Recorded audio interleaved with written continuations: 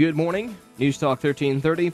Adam Uglum here in the Community Voice Hot Seat. Today, the topic, as usual, politics. And it is presidential primary season, so the topic of many of the last programs have been presidential politics. And we had a news story, was it yesterday? Yes, it was yesterday. We ran Dr. Paul Rutledge, a professor at University of West Georgia, is a presidential politics expert. And we will plan on having him on the program to answer your phone calls and really get into in-depth political science-y type stuff when it comes to the presidential primary.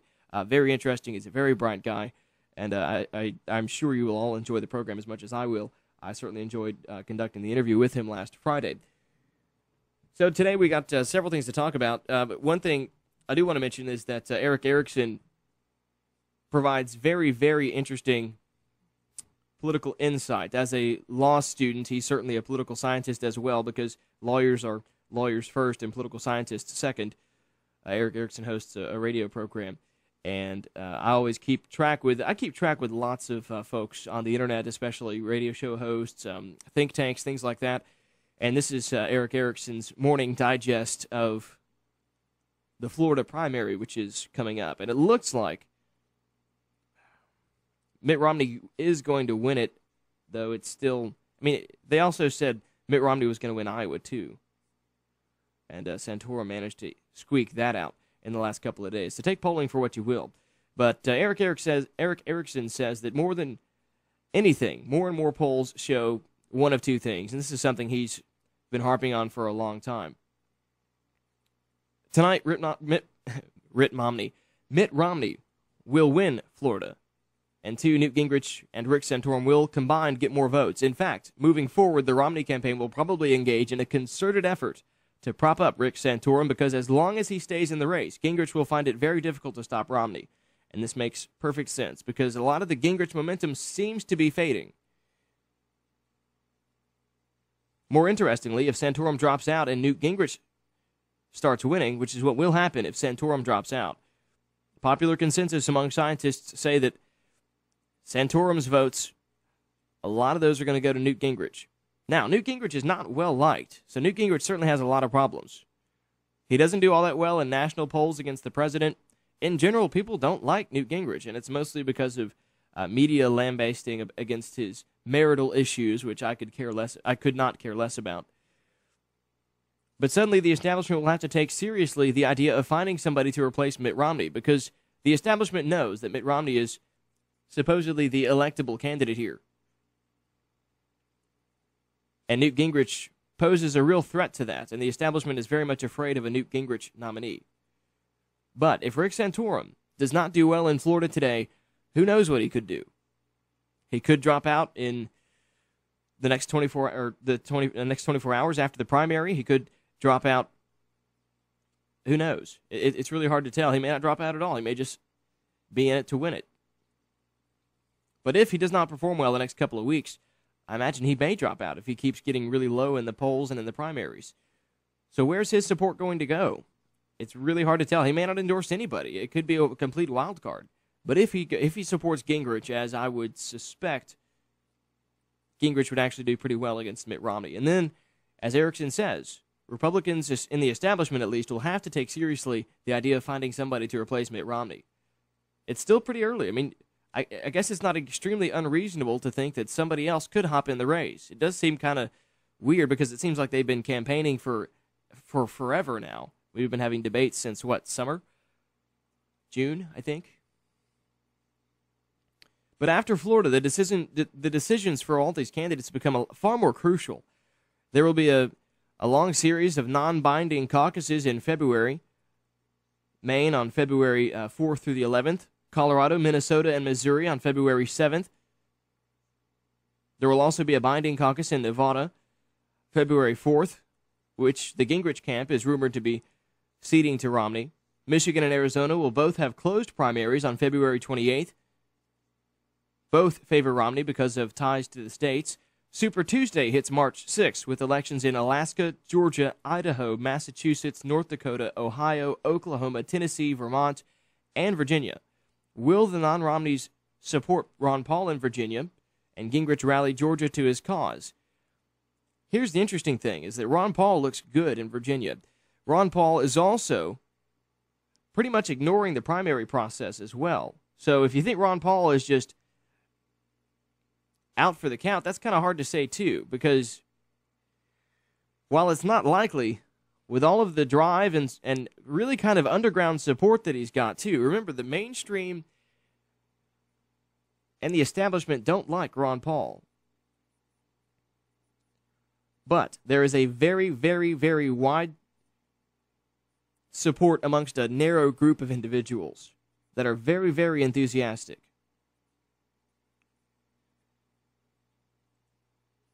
So, in the caucus states, Ron Paul could do quite well if that's what he's focusing all of his attention on. So we'll certainly have to see as things play out here. But today's topic, we are going to talk about Newt Gingrich. I don't think I've given much time to just talking about Newt Gingrich. I have said that if it were up to me, I would like to just see Newt Gingrich debate President Obama and just see how interesting that would go. Newt Gingrich has baggage, and I don't mean the baggage of his marital affairs, because I, as I said, could not care less about who he slept with and how many. It really doesn't bother me. I don't know why. It bothers quite a lot of people, though. And the thing about divorcing his wife while she was having surgery on a benign tumor, the divorce that she requested, that thing gets spun pretty interestingly as well. Anyway, so here I'm going to play for you a soundbite with Newt in the debate talking with Rick Santorum, and it's a very good exchange, and you know, this is of the many reasons that for debate purposes I like Newt. Make sure I have all my buttons pressed here correctly. The core of Obamacare is an individual mandate. It is what is being litigated in the Supreme Court right now. It is government top-down telling every business and every American what kind of health care that you will have. That is the problem with Obamacare at the core of it, and the Speaker supported it repeatedly for a 10-year period. So when he goes and says, I can, run rings around President Obama in a Lincoln Douglas debate, you can't run rings around the fact, Newt, that you supported the primary core basis of what President Obama has put in place. Look, just one quickly, Mr. Speaker. Congressman's getting lonely down here. Let's go. Just one brief comment. Of course you can. I can say, I was wrong and I figured it out. You were wrong and you didn't. You held that, Newt, you held that position for over 10 years. And it's not going to be the most attractive thing to go out there and say, it took me 10 or 12 years to figure out I was wrong, when guys like Rick Santorum knew it was wrong from the beginning. And while Santorum makes a good point, it also kind of alludes to the fact that Newt is a very good debater. So while Newt has the debate thing under wraps, as the debates go on, it's a lot easier to tell that Mitt Romney, while he sounds good, he's got a lot of good kind of canned delivery stuff too. Mitt Romney's not all that great of a debater. He's not bad. He keeps his head above the fray very well, but he's not as good a debater as Santorum, and I don't think anybody is as good a debater as Newt Gingrich. So again, Newt Gingrich has the debate thing going for him, and the other issue is that with that is that how many debates do you think President Obama would actually agree to do against Newt Gingrich? I mean, if Newt Gingrich could get a debate and that's it, how much would that actually impact the presidential general election? So that's a concern too. I mean, there's no requirement, I don't think, that the president debates anybody. But we'll be back after the break and talk more about Newt Gingrich, somebody we haven't talked about much in detail on the program. Because of you and generations who came before, we benefit from the same level of health care you'd expect from much larger cities. It began with nickels, dimes, and quarters collected to build West Georgia's first hospital. Over the 60 years since, we've saved hundreds of hearts, delivered thousands of babies, and been there for tens of thousands of people, providing cancer care, surgical care, emergency care, and more. But none of those services would be here without you. Without those services, there's a good chance many of our neighbors, friends, and loved ones wouldn't be here either. That's what makes your support so important. Now, with 4 hospitals and more than 250 physicians, Tanner keeps the care you need right down the road, not down the interstate. Because of you, we're here. Tanner Health System.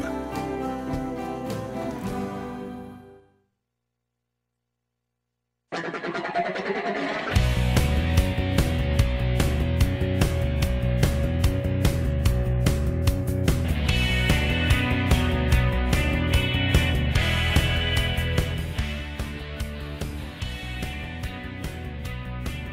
and we are back. In today's topic, we're talking about Newt Gingrich, and we'll get into some other healthcare stuff too, since largely Newt Gingrich's issues come down to the healthcare mandate thing and his kind of interesting things. Newt Gingrich is not just easy to label as a Republican because he's really a pragmatic kind of guy. He's not your typical Republican. And it's hard to say he's even a liberal Republican either because his ideas are so far outside the mainstream, which is not a bad thing. Don't get me wrong here. Having ideas outside the mainstream is not a bad thing. Against the status quo is exactly what the left stands for, and it's exactly what the right stands for, too. You know, it's easy to say, oh, well, you're just for the status quo, but it's mostly political rhetoric. Newt Gingrich stands for an ideal, where Mitt Romney tends to stand for getting himself elected. And we know that in watching Mitt Romney's political career. I mean, depending on where he was, he changed his political opinion. And now that he's in the presidential race, he's all of a sudden this Tea Party conservative. He doesn't say that, but that's what he might try to come across as. I'm actually not sure where he stands on the Tea Party or where the Tea Party stands on Newt. Oddly enough, I think the Tea Party's been awfully quiet throughout this whole thing. What happened to 2010? Where's the momentum from 2010?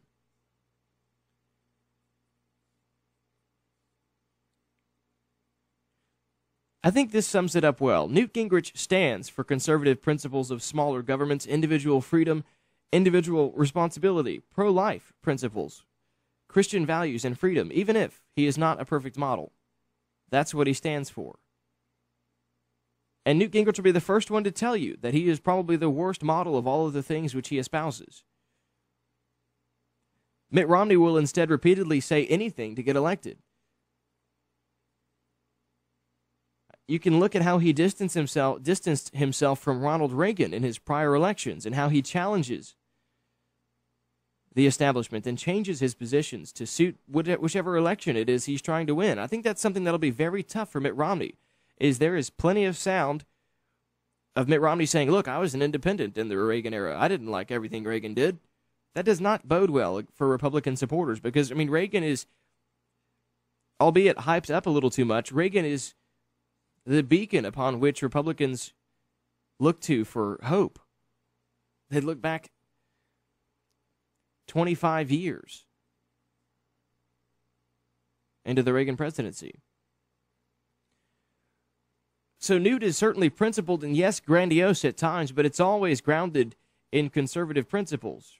Romney has pulled out all of the stops, including blatant lies and misrepresentations to try and win Florida. Mitt's very desperate to win Florida. And a strong debate performance last Thursday will hopefully prove well for him. We'll certainly find out. So next, we have to go to Newt Gingrich's next issue. And this is from May of 2009. The good thing is that in contrast with the Hillary Care process of 1993, we don't have 500 people hiding in a room trying to write the magic bill that's going to go through in an up or down vote. We actually have a process underway where lots and lots of different players have a real opportunity to have input. And I think in that sense, this is already a healthier process than we saw in 1993 and a more open process. The real foundation, the most important part of this, is individual rights, responsibilities, and expectation of behavior. We believe that there should be must carry, that is, everybody should either have health insurance or, if you're an absolute libertarian, we would allow you to post a bond, but we would not allow people to be free riders failing to insure themselves and then showing up at the emergency room with no means of payment. If you have must carry, then the insurance companies have told us that we can have must issue, and you will therefore have a system in which you don't have to worry about cherry picking and maneuvering. As we move beyond today's press conference at the White House, this is the kind of general model we're going to be advocating. If you go to the last page. So again, Newt certainly has issues when it comes to things like this.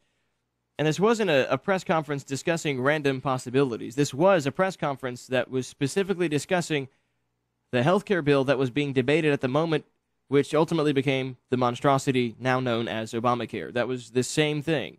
This was back in 2009. This is why this was a topic at the press conference. Now, I can certainly see a couple of responses from the Newt campaign here. One might be, hey, this was May of 2009. By March of 2010, when the bill passed, it was much different, the bill. Oddly enough, the bill was better by then. Back in May of 2009, the public option was still on the table, and government-funded abortions were still lacking an executive order to prevent them. Which, of course, it really doesn't prevent, but another one might be, sure, he supported the mandate, but he didn't write something incredibly similar into law like Romney did. Also true, but in my mind, if you're advocating it, something that's equal, if not worse, what's the difference? Interestingly enough, Newt has explained himself.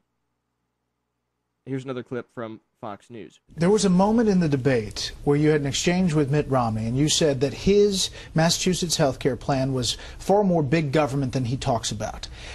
Then he said, well, we got the mandate idea from you. And you said, well, you got it from Heritage and you. And you said, well, yes. What is your stance on the mandate? And clear that up. Look, Heritage Foundation and most conservatives, including me, during the period of the fight over Hillary Care, accepted the idea of a mandate. And gradually, virtually everybody came to the conclusion that a mandate doesn't work, in part because it means more and more and more government definition of what are you mandating, which is exactly the point I was making the other night with Mitt. Now, my answer to Mitt would be, okay, I may once have advocated, I concluded I was wrong. Why hasn't he concluded he was wrong? In concluding you were wrong, was it on the grounds that it's bad policy or that it's unconstitutional? Well, I'm not a constitutional lawyer, but I believe that it is unconstitutional for the Congress to require you to buy something on that. Because then the Congress could require you to do anything. Right. So you're saying in principle it's a terrible idea. Even if as policy it might work. And that's a change for you. That is a change. There's no question it's a change for the Heritage Foundation. I mean, a lot of us in '93, as opposed to Hillary Care, thought that was a less destructive alternative. The longer we dealt with it, the more we concluded it was hopeless. So there we get classic Newt Gingrich. It's, again, he's a very complicated ideas producer. There's nothing simple about anything that Newt Gingrich advocates. Interestingly enough, and I'll have to play this for you later. We don't have enough time in the program really to play it. It's about a four-minute or so conversation on another radio show program. A caller from a neurosurgeon conference. He's a neurosurgeon and gone to a neurosurgeon conference in Washington, D.C., and this is all closed doors type stuff. I think it's not publicly available what the guy talks about because none of it's quite come down the pike yet. But Health and Human Services is making some interesting changes that you may be very concerned about, and we'll discuss that on the next program. But we'll take a quick break and be right back and talk a little more about Newt's conservative credentials when we come back. Because of you and generations who came before, we benefit from the same level of health care you'd expect from much larger cities. It began with nickels, dimes, and quarters collected to build West Georgia's first hospital. Over the 60 years since, we've saved hundreds of hearts, delivered thousands of babies, and been there for tens of thousands of people, providing cancer care, surgical care, emergency care, and more. But none of those services would be here without you. Without those services, there's a good chance many of our neighbors, friends, and loved ones wouldn't be here either. That's what makes your support so important. Now, with 4 hospitals and more than 250 physicians, Tanner keeps the care you need right down the road, not down the interstate. Because of you, we're here. Tanner Health System.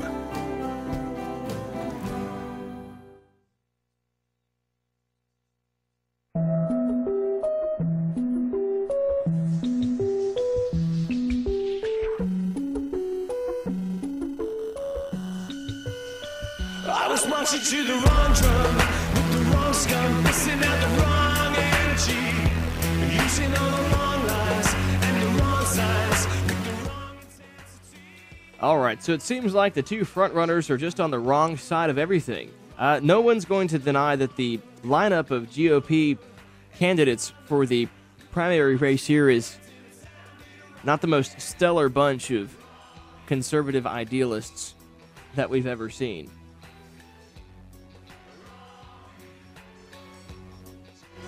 So I want to make this quick and brief point that there's nothing more that I want as a quote-unquote conservative libertarian than to get the current man out of the White House, because he's little better. Well, and he's definitely worse than President Bush, but again, we can get into Bush some other time, but the destruction that will ensue if this guy is in office for 4 more years, I think will be untold. It will be extreme, immeasurable, and only the history books will tell us the serious damage of even the first 4 years that he spent in office. And here's a quick one for you before we go. This is from the Wall Street Journal. In 2008, there were 236,883 tax filers reporting an income of $1 million or more. This is in step with our president. The Patriotic Millionaires, a group advocating the repeal of the Bush tax cuts on tax filers making more than $1 million a year, estimated that their plan would raise $500 billion to $600 billion over 10 years. Notice they have to add 10 years to get big numbers that sound good. Well, let's divide by 10. About $100 billion of that 10 years is projected savings from lower government debt costs. So the tax would actually raise about $40 billion, maybe $50 billion a year, equal to about 3% of the annual federal deficit. Just the deficit. We're not talking about the whole budget here. Well, sure, that sounds like a whole lot of money.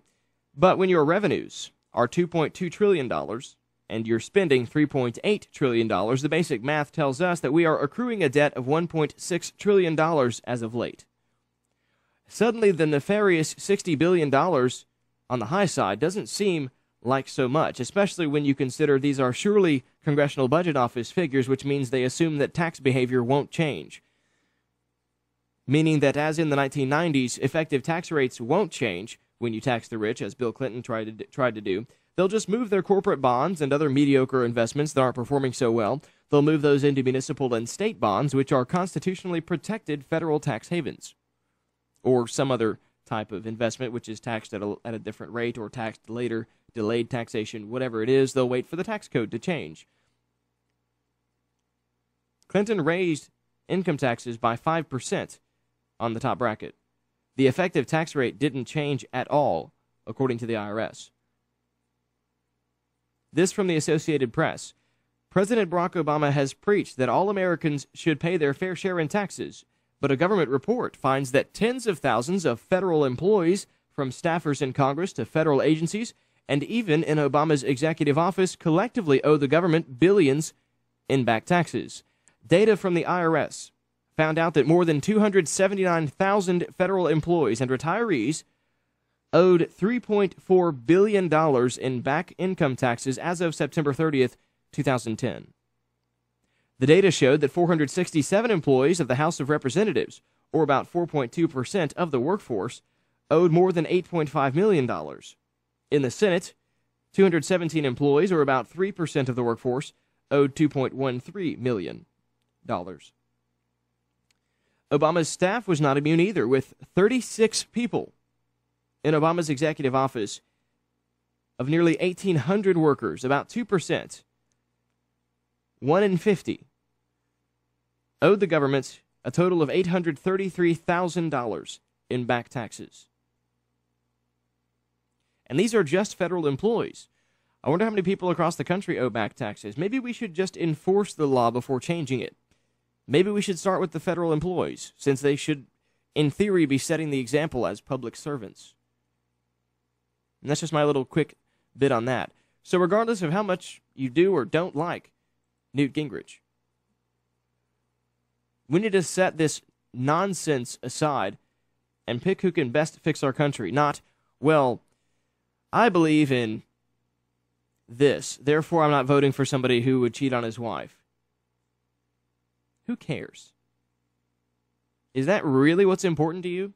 The most important thing to you out there is that your president did or didn't cheat on his wife. We've made far too much of a beauty pageant out of the presidency as it is. And all of a sudden we're going to decide who or who we don't elect based on some arbitrary thing like some personal moray. Do you realize how normal politicians are when it comes to screwing up like the rest of us do? How many people in the country do you think have had a divorce? Tens of millions of people. And all of a sudden we can't elect just to defend those who like Newt Gingrich. All of a sudden we can't elect somebody who's had a divorce. Or 3. I guess he's had 2. 2. Third marriage, 2 divorces.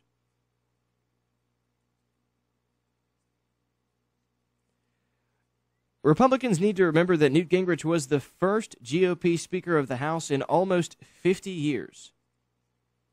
He was fighting Democrats to win the House of Representatives before most people that are trashing him on the internet today were even old enough to clean themselves. Before most of the commentators on TV were switching from Democrats to Republicans. It's okay to criticize Gingrich, but don't count me among those who are going to just destroy him based on this. You can disagree with him on substance, but do not turn him into some Reagan-hating mental case, because he's not. This whole personal attacks thing is ruining any chances of an election. We saw the same thing with Governor Deal's election. The personal attacks back and forth between Roy Barnes and Nathan Deal hurt both of them. At some point, the Libertarian candidate had like 8% of the polls because they were running such negative attack ads, and certainly a lot of it was true. But the same thing is going on in the Republican Party amongst themselves. They're driving the entire party down. We, the media, the Republican candidates themselves, all of us. Instead of talking about issues of substance, we're talking about personal life issues. Santorum's kids who are sick. I can't believe that somebody would say that, well, Rick Santorum should be at home with his kids instead of fighting for the country that he loves and trying to leave his kids a better future. Rick Santorum's got money. Every guy on that stage is a millionaire. They can afford to take care of their kids. Don't you worry about their children. I think it's extremely noble to put yourself out there and go through the rigorous test of the presidential primary. There's nothing more noble than trying to become the president of the United States. The awful battle, the destructive nature of the media, to put yourself out there and fight that battle, in theory, for your children, which I'm sure all of them are trying to make a better world for their children and grandchildren, regardless of the mistakes they've made in the past. Where will you find these angels to govern men? Remember, Ronald Reagan was divorced. A lot of people forget that. We didn't have a problem electing him.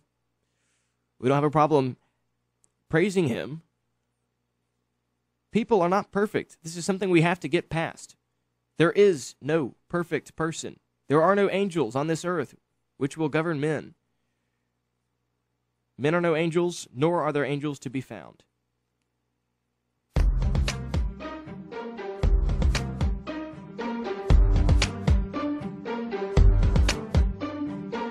News Talk 1330 WLBB, Carrollton.